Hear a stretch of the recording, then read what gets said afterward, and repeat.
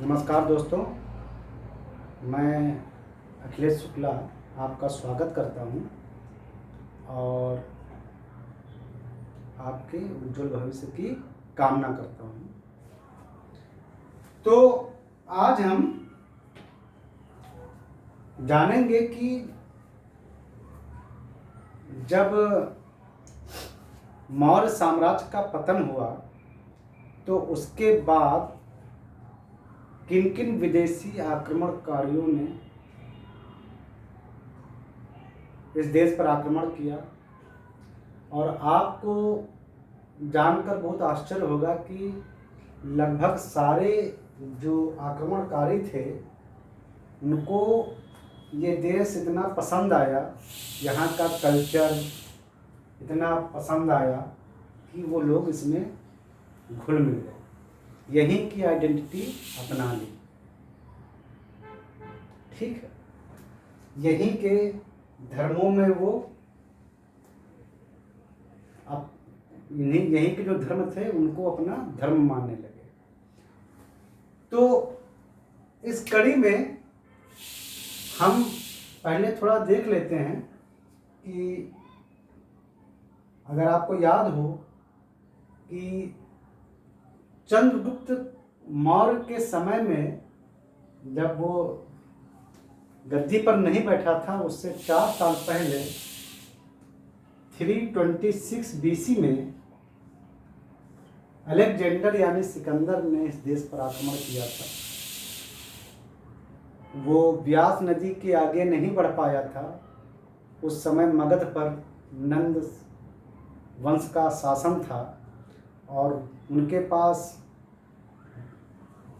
बोलते हैं कि 2 लाख सैनिक थे, 30,000 घोड़े थे, 9,000 लड़ाकू हाथी थे। तो ये सब सुनकर कहते हैं कि सिकंदर के सैनिकों ने सिकंदर की आज्ञा नहीं मानी थी कि हम आगे व्यास नदी को पार करके मगध पर आक्रमण करेंगे। ऐसा उन्होंने इनकार कर दिया, क्योंकि उसके रीजन भी कई और भी थे कि वो बहुत सालों से, जब से सिकंदर ने पर्सिया के खिलाफ युद्ध छेड़ा था, तो तब से वो लगातार युद्ध में ही जीते रहे 8-10 साल तक सैनिक। तो उनको लगा कि अब घर वापस जाने का समय हो गया है। और दूसरा, उनको होम सिकनेस हो गई। और दूसरा ये था कि भारत की पश्चिमी उत्तरी सीमा पर, ठीक है, भारत और पाकिस्तान को मिला के बात करेंगे क्योंकि भारत और पाकिस्तान अलग अलग तो अभी लेटेस्ट में हुए हैं। तो जब हम अपना प्राचीन भारत का इतिहास पढ़ रहे होते हैं तो पाकिस्तान को शामिल कर लिया जाता है, क्योंकि पहले एक ही कंट्री था, एक ही देश था, एक ही क्षेत्र था। तो मतलब इंडिया के नॉर्थ वेस्ट जो रीजन था, वहाँ पर छोटे छोटे राजाओं के हाथों भी सिकंदर को बहुत तगड़ी शिकस्त खानी पड़ी थी। शिकस्त in the terms of the resistance, हार नहीं, मतलब बहुत अच्छे प्रतिरोध का सामना करना पड़ा था। उनका एक हिस्ट्रियन है, यूनानी मतलब हिस्ट्रियन, यूनानी इतिहासकार, ग्रीक कह लो, ग्रीक इतिहासकार, एरियन नाम था उनका। तो एरियन ने बोला था कि अभी तक सबसे ज़्यादा जो रेजिस्टेंस यानी जो प्रतिरोध का सामना करना पड़ा और जो सबसे ज़्यादा अच्छी युद्ध कला थी, वो भारतीय सैनिकों और भारतीय राजाओं के पास थी। तो बहुत छोटे छोटे साइज के राज्यों के जो राजा थे, उनसे सिकंदर जैसे महान फाइटर को, महान सेना नायक को बहुत ज़्यादा कड़े प्रतिरोध का सामना करना पड़ा। तो ये सब भी देखकर जैसे राजा पुरु, जिनको पोरस बोलते हैं, राजा पोरस ने झेलम के किनारे बहुत शानदार युद्ध किया था और सिकंदर को बहुत ही कड़ा प्रतिरोध दिया था। सिकंदर उससे बहुत प्रभावित भी हुआ था और कहते हैं कि सिकंदर ने उसको अपना दोस्त बना लिया। उसकी वीरता से इतना प्रभावित हुआ था कि उसको अपना दोस्त बना के उसका राज उसको वापस कर दिया। बल्कि बोलते हैं कि अपने द्वारा भी जो अन्य जीता गए राज्य का हिस्सा था वो भी उसको सौंप दिया, उसका कुछ भाग। तो इस तरह के कड़े प्रतिरोध को देखते हुए उसके सैनिकों ने सोचा, जब इतने छोटे राजाओं से इतना कड़ा हमको मुकाबला मिल रहा है, तो नंद, जिसके बारे में बोलते थे कि नंद साम्राज्य यानी मगध साम्राज्य, जो में से in the brief term Magadh साम्राज्य, तो मगध साम्राज्य जिसके पास इतने सैनिक हैं, उस समय मगध साम्राज्य नंदों के शासन में था, इतने सैनिक हैं, इतनी बड़ी अश्वसेना है, इतनी बड़ी हाथी सेना है, तो उसका मुकाबला करना बहुत कठिन होगा। तो ब्यास नदी को उन्होंने क्रॉस नहीं किया और सिकंदर की आज्ञा मानने से इनकार कर दिया था। तो जब सिकंदर वापस गया तो उसने सेल्यूकस अपने एक कमांडर को, आज की डेट का जो अफगानिस्तान, पाकिस्तान और जो ये पंजाब, ये जो एरिया है, इसका शासन देकर गया था अपने एक कमांडर या सेनापति सेल्यूकस को। उसको फिर बाद में चंद्रगुप्त मौर्य ने हरा दिया था और उन्हीं के द्वारा भेजा गया था एक राजदूत मेगस्थनीज, जिसने इनका नाम, इसने कुछ लिखा और बाद में उसे इंडिका बुक के नाम से पब्लिश किया गया। जो उसी में हमको जानकारी मिलती है कि उस समय मौर्य साम्राज्य कैसा था। तो ये सब तो हम आपको बता चुके हैं। तो मेगस्थनीज की बुक से ही आइडिया मिलता है कि जब मौर्य वंश के शासक चंद्रगुप्त मौर्य ने सेल्यूकस को हरा के उसके कुछ भाग पर अधिकार कर लिया था और फिर ग्रीक लोगों को पीछे ढकेल दिया था, पीछे वो लोग चले गए, क्योंकि मौर्य साम्राज्य में बहुत बड़ा हिस्सा आ गया। तो जाहिर सी बात है ग्रीक वगैरह सब सेंट्रल एशिया के एरिया में रहने लगे। ठीक है, अब जब अशोक आता है राजा बनकर, सम्राट बनकर, तो उसको एक तो विरासत में इतना बड़ा राज्य मिला ही था, एक बहुत बड़ा सेंट्रलाइज एम्पायर, केंद्रीकृत मशीनरी थी वहाँ पर, बिल्कुल मॉडर्न शासन व्यवस्था थी, हर जगह पर ब्यूरोक्रेसी बहुत टाइट, ये सब हम आपको बता चुके हैं। तो इतने बड़े साम्राज्य को उसको जो चलाने की जो मशीन थी वो तो उसे विरासत में मिल ही गई थी, चंद्रगुप्त मौर्य द्वारा बनाई गई मशीन यानी शासन व्यवस्था। अब उसको बस उसे सुरक्षित रखना था, तो उसने कलिंगा वार करके अपनी शक्ति दिखा दी थी और बाद में लेकिन उसे वहाँ की हिंसा देखकर काफ़ी पछतावा हुआ और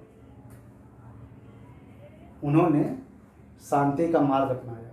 ठीक है, लेकिन ऐसा नहीं कि उसने अपनी सेना हटा दी या सेना बर्खास्त कर दी, नहीं, वो पावरफुल था बट शांति प्रिय राजा हो गया।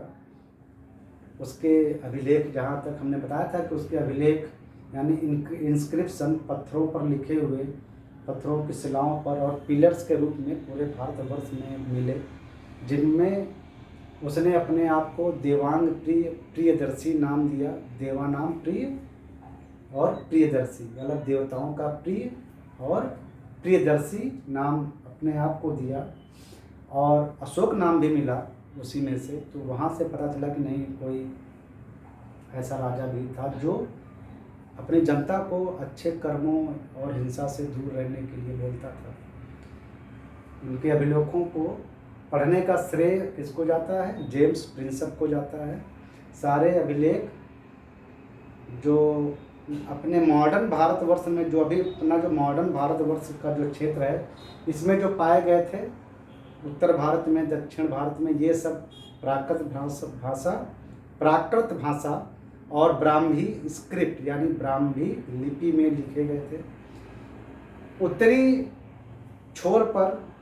उत्तरी पश्चिमी छोर पर यानी अफगानिस्तान एरिया के आसपास, हिली एरिया, काबुल एरिया के जो एरिया थे, वहाँ पर हमको उसके अभिलेख ग्रीक लिपि में मिलते हैं, ग्रीक भाषा यानी अरामेइक लिपि में मिलते हैं, अरामेइक लिपि।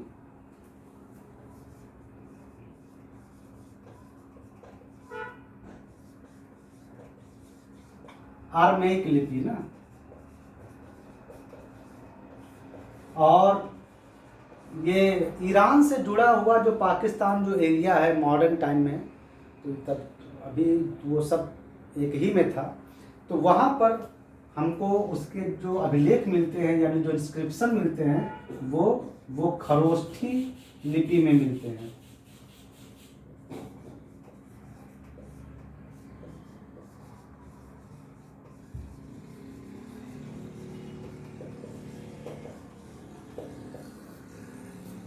खरोष्ठी लिपि है, खरोष्ठी स्क्रिप्ट। तो ठीक है, बाकी पूरे जो अभी आज का जो मॉडर्न जो भारतवर्ष है उसमें प्राकृत लैंग्वेज और ब्राह्मी स्क्रिप्ट में मिलते हैं। तो उससे ये पता चला कि वो एक महान राजा था और शांति पर विश्वास रखता था। बस उसके बाद उसके उत्तराधिकारी उतने योग्य नहीं हुए और शासन, मौर्य शासन का सर्वनाश हो गया। उसके अंतिम शासक बृहद्रथ का वध कर दिया गया था। बस केवल मौर्य साम्राज्य इतना महान होते हुए भी एक गलती की उसने साम्राज्य को ना बचा पाने की, कि एक तो उसके उत्तराधिकारी उतने योग्य नहीं हुए अशोक के। दूसरा ये था कि अपना जो ये हिंदू कुश रेंज, पहाड़ी रेंज था जो अब पाकिस्तान में पड़ता है, वहाँ पर प्राचीन काल से ही अच्छे खासे दर्रे थे। भाई पूरा उत्तर भारत तो हिमालय से ढका हुआ था, तो वहाँ से डायरेक्ट आक्रमण करना संभव नहीं था। बनाते हैं यहाँ पर थोड़ा सा ऐसे कुछ समझो, प्राचीन भारत ऐसा था, मॉडर्न पाकिस्तान वगैरह सब उसी में शामिल था ऐसे सब। तो यहाँ पर पूरा तो एरिया काराकोरम मौजूदा जो रेंज है, पहाड़ी रेंज मौजूदा, यानी जो हिमालय का जो मेन पार्ट है, बहुत बर्फ जमी हुई और बहुत बड़ा हिमालय, यहाँ से जो डायरेक्ट आक्रमण कभी नहीं हुए। लेकिन यहाँ पर एक हिंदू कुश रेंज थी जिस पर प्राचीन काल से ही हमले होते थे भारत पर। क्यों? क्योंकि वहाँ पर खैबर पास, खैबर दर्रा, बोलन दर्रा, ये सब दर्रे वहाँ थे, मतलब रास्ता था। और यहाँ पर 12 मास बर्फ भी नहीं रहती थी इस एरिया में। तो यहाँ से खैबर पास, बोलन पास, ये जो पास थे, यहाँ से आक्रमणकारियों के आने की संभावना हमेशा बनी रहती थी। तो यहाँ की सिक्योरिटी पर बाद में, अशोक के बाद में शायद ज़्यादा रुचि नहीं ली गई कि यहाँ पर भी सिक्योरिटी जरूरी है। तो ये अनप्रोटेक्टेड एरिया में धीरे धीरे आते गए और क्या हुआ कि इसके ऊपर मौजूद मॉडर्न मंगोलिया, चाइना, रसिया के कुछ पार्ट, अफगानिस्तान का उत्तरी पार्ट यानी नॉर्थ पार्ट, ये सब के जो लोग थे, यानी यहाँ पर जो बड़ी बड़ी जो जनजातियाँ थी, उनसे आक्रमण होने का खतरा बढ़ता गया भारतवर्ष में। जो ग्रीक पहले उस तरफ खिसका दिए थे, वो भी इधर आने के लिए सोचने लगे और इन सबको हेल्प किया किस घटना ने? करीब 220 BC के आसपास, यानी अशोक के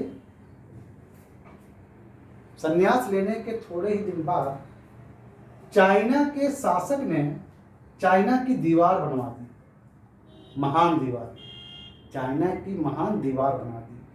तो सेंट्रल एशिया यानी मध्य एशिया, यानी जिसमें आज की डेट में रूस, तजाकिस्तान, कजाकिस्तान ना, और ये मंगोलिया, चाइना का ईस्टर्न पार्ट में जो भी एरिया है, अफगानिस्तान, तुर्कमेनिस्तान, ये जितने भी देश का जो एरिया है वो है सेंट्रल एशिया। तो सेंट्रल एशिया की जो मेन जनजाति थी, जिनमें सबसे फेमस थी स्काइथियन, जिनको शक भी बोलते हैं। ये आए दिन चाइना पर आक्रमण करते रहते थे और इनकी जनसंख्या बहुत बड़ी थी। इनके पास लाजवाब घुड़सवारी का और घोड़ों से युद्ध करने का अनुभव था। Specially they were fond of horse riding. तो चाइना बहुत परेशान था, तो उसके शासक ने चीन की दीवार बनवा दी बहुत बड़ी, आज भी वो मौजूद है। तो इन लोगों को फिर चाइना में, यानी इधर अगर देखा जाए तो, अगर इधर हिमालय दिखा दीजिए, तो ये जो चाइना है ना, तो इस पर चीन की दीवार बन जाने से, अगर ये चीन की दीवार है तो ये लोग आक्रमण नहीं कर पा रहे थे। तो स्काइथियन लोगों को अब रिसोर्स चाहिए, तो उन्होंने क्या किया कि बाकी जगह पर आक्रमण करके सबको भगाना शुरू किया। तो भागने वालों में से थे ग्रीक लोग, इंडो ग्रीक कह लो, ग्रीक लोग यानी पुराने ग्रीक लोग जो वहाँ पर बसे हुए थे अलेक्जेंडर के टाइम के बाद से, ग्रीक लोग थे। और ये और भी जनजातियां थी। और पार्थियन लोग यानी पहलो लोग, जिनको हिंदी में पहलो बोलते हैं, ये लोग के ऊपर दबाव आ गया और उन्होंने वहाँ से भागना शुरू कर दिया। जब भागना शुरू किया तो वो इधर आक्रमण करके भारत में घुस गए। भाई स्काइथियन बहुत बड़ी जनजाति थी, वो ज़्यादा युद्ध मतलब एग्रेसिव थी, मतलब युद्ध प्रेमी थी। तो अब उनको जब चीन पर आक्रमण करने को नहीं मिल रहा था तो उन्होंने वहाँ पर सबको मार के भगाना शुरू किया। बाद में ये भी लोग भारत में आए। तो उसके पहले ग्रीक लोग और पार्थियन लोगों को मार के वहाँ से उन्होंने भगाना शुरू किया और वो लोग भारत में घुस गए। इन पासेस से यानी इन दर्रों से भारत में घुसे और फिर भारत में मध्य एशिया से एक कांटेक्ट स्थापित हुआ इन्हीं लोगों के जरिए। तो सबसे पहले देखते हैं कि इंडिया पर किसने आक्रमण किया। तो इंडिया पर सबसे पहले ग्रीक ने आक्रमण किया। ग्रीक लोगों ने, जिनको जब वो इंडिया में बस गए तो इनको इंडो ग्रीक भी बोला जाने लगा, इंडो ग्रीक। तो ग्रीक लोगों ने जब आक्रमण किया भारत पर, तो उन्होंने पाकिस्तान, अफगानिस्तान एरिया और यहाँ तक कि मथुरा, वाराणसी और इवन पाटलिपुत्रा यानी बिहार तक एरिया में अपना साम्राज्य स्थापित कर लिया। समझ गए? ग्रीक लोगों को यहाँ पर बहुत ज़्यादा कड़े प्रतिरोध का सामना नहीं करना पड़ा, क्योंकि मौर्य काल के विनाश के बाद कोई बहुत बड़ा शक्तिशाली राजा या शासन यहाँ मौजूद नहीं था। सातवाहन बहुत शक्तिशाली थे, लेकिन वो उस समय वेस्टर्न इंडिया पर शासन कर रहे थे। वेस्टर्न इंडिया पर शक्तिशाली तो थे, लेकिन यहाँ पर शासन कर रहे थे। उनका उद्भव हो रहा था, उनका भी मतलब डेवलपमेंट हो रहा था। तो वो समय कुछ ऐसा था कि ये इंडो ग्रीक लोगों को रोकना, सबसे पहले इंडो ग्रीक लोग हैं तो उनको रोकना संभव नहीं था। और उन्होंने यहाँ पूरे मॉडर्न बिहार तक अपनी छाप छोड़ी थी। मॉडर्न बिहार तक अपनी छाप छोड़ी थी। इनका सबसे फेमस जो किंग था उसका नाम था मीनांडर। उसको हिंदी में मिलिंद भी बोलते हैं। ये इनका सबसे फेमस प्रसिद्ध राजा था। इसने सियालकोट जो कि मॉडर्न टाइम में पाकिस्तान में है उसको अपनी राजधानी बनाई। इसका मथुरा पर भी काफ़ी असर था। और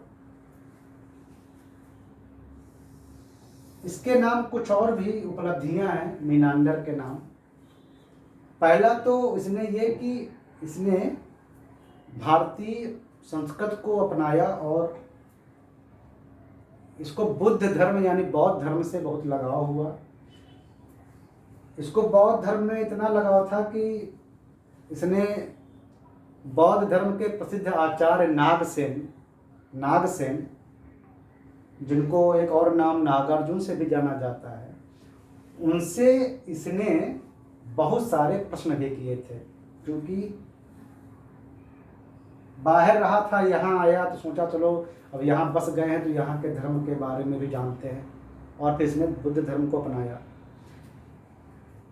ये जो मीनांडर था उसने जो क्वेश्चन आंसर किए थे नागार्जुन से, उनको एक बुक में संकलित किया गया या इनकॉर्पोरेट किया गया, उनको लिखा गया, और बुक का नाम है मिलिंद पहो यानी मीनांडर के प्रश्न यानी मिलिंद के प्रश्न, मिलिंद पहो। ग्रीक का एक सेनापति का भी उल्लेख होता है, एक कमांडर का उल्लेख, उसका नाम था हेलियोडोरस, बोलते हैं उसका भी नाम बहुत फेमस है इतिहास में, हेलियोडोरस।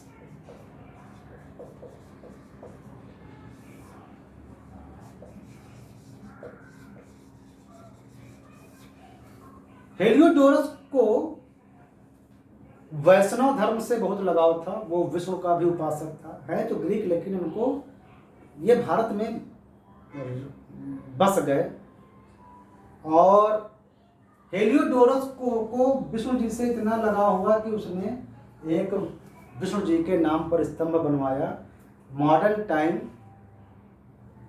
मध्य प्रदेश के विदिशा जो शहर है वहाँ पर बेसनगर बोलते हैं, बेसनगर का स्तंभ, बेसनगर का गरुड़ स्तंभ उसको नाम देते हैं, Garuda pillar of Besnagar of modern Vidisha शहर या city in Madhya Pradesh MP. तो यहाँ से साबित होता है कि यूनानी लोग ना, ये जो यूनानी लोग कह लो या इंडो ग्रीक लोग कह लो, जो भारत में बाद में आए, मतलब मौर्य काल के बाद जो आक्रमण करके वापस आए, इनको यहाँ के धर्मों में गहरी रुचि हो गई और यहीं पर वो घुल मिल गए। मीनांडर के नाम एक और उपलब्धि है कि मीनांडर ने सबसे पहले यहाँ पर जो सिक्के अपने जो कॉइन्स जो चलवाए थे उसमें मतलब राजा का नाम भी अप्लाई करवाया था, यानी अपना नाम। मतलब ये फर्स्ट टाइम था कि जब भारत में कोई कॉइन चला हो या सिक्का या मुद्रा चली हो उसमें राजा का भी उल्लेख हो। इसके पहले मौर्य काल में जैसे पीकॉक बना होता था, मोर बना होता था या कोई चिन्ह बना होता था, कहीं पर स्पेशली राजा का नाम नहीं होता था। तो इसने ऐसा करके एक ये प्रथा चलाई कि नहीं ये सिक्का इसी राजा का है या इसी शासनकाल का है। ये कल्चर बाद में स्थापित हुआ और इससे इतिहास को क्रोनोलॉजिकली यानी समयबद्ध तरीके से जोड़ने में बहुत मदद मिली। ठीक है, अपने भारत में भी इतिहास खूब लिखा गया लेकिन समय का उल्लेख नहीं किया गया, टाइमली मतलब फिगर नहीं डाले गए उसमें कि कौन घटना कब हुई। केवल इस मामले में हम लोग बाहरी इतिहासकारों के ऋणी हैं, जैसे उन्होंने चंद्रगुप्त कब गद्दी पर बैठा और ये सिकंदर ने आक्रमण कब किया, ये जो तारीखें थी, ये जो उन्होंने लिखी,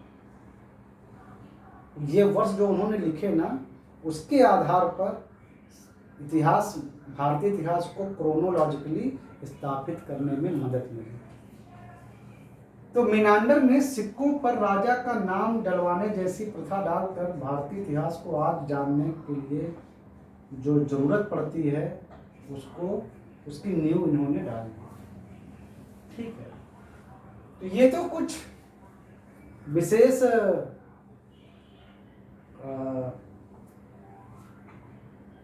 कंट्रीब्यूशन है इंडो ग्रीक लोगों का, जिन्होंने भारत पर मौर्य काल के बाद आक्रमण किया। और ग्रीक लोगों का जो इंडो ग्रीक लोग जो आक्रमण किया, जिन्होंने किया भारत पर, उनके नाम एक और उपलब्धि भी है। उनके नाम उपलब्धि ये है कि उन्होंने गंधार शैली का आविष्कार किया। गंधार शैली, गंधार मूर्ति कला, जो मूर्ति कला है गंधार की, उनका आविष्कार करने का भी श्रेय इंडो ग्रीक लोगों को जाता है। उन्होंने यूनान की हेलेनिस्टिक स्टाइल को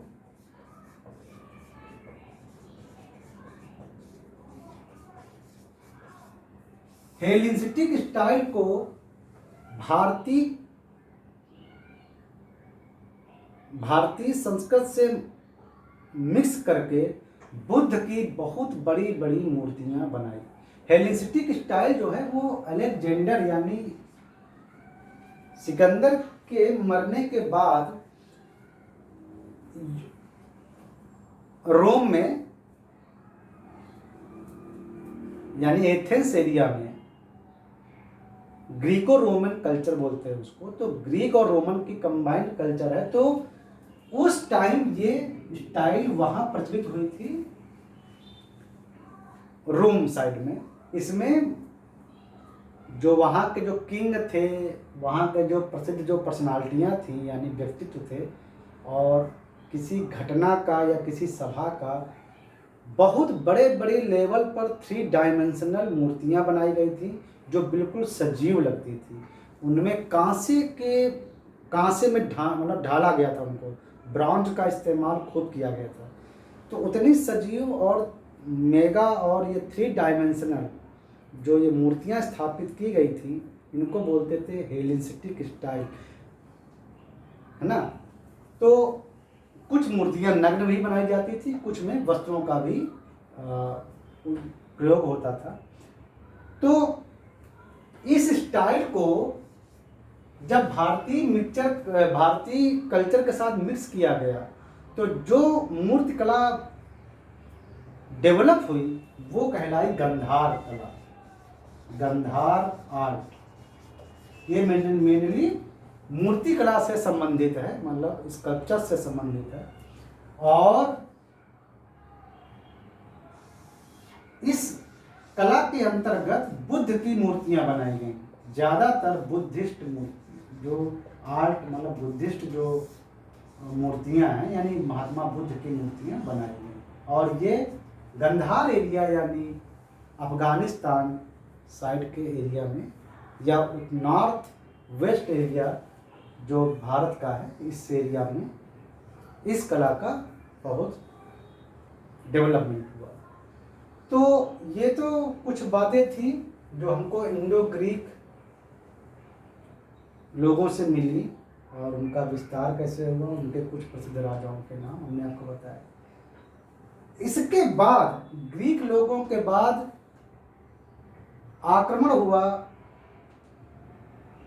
पार्थियन लोगों का, फिर है ना, तो पार्थियन लोगों का आक्रमण हुआ, फिर आक्रमण मेन हुआ स्काइथियन लोग, यही शक लोग आए भारत में। तो शक लोगों के बारे में हम आपको नेक्स्ट एपिसोड में बताते हैं। आई थिंक आपने आज बहुत कुछ सीखा और जो भी मैंने आपको ये जानकारी दी आप अच्छे से उनको अपने हृदय में उतारे होंगे। अब मिलते हैं आगे के डेवलपमेंट पर कि फिर शक लोगों का क्या योगदान रहा। शक लोग बड़ी संख्या में आए।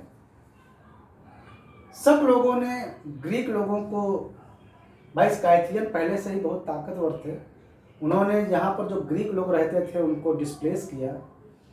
और शक लोगों की सबसे फेवरेबल जगह बनी जाके गुजरात और महाराष्ट्र, ये मध्य प्रदेश का पार्ट यानी मालवा रीजन और जो गुजरात रीजन है, इस जगह पर शक लोगों ने बहुत लंबे समय तक शासन किया।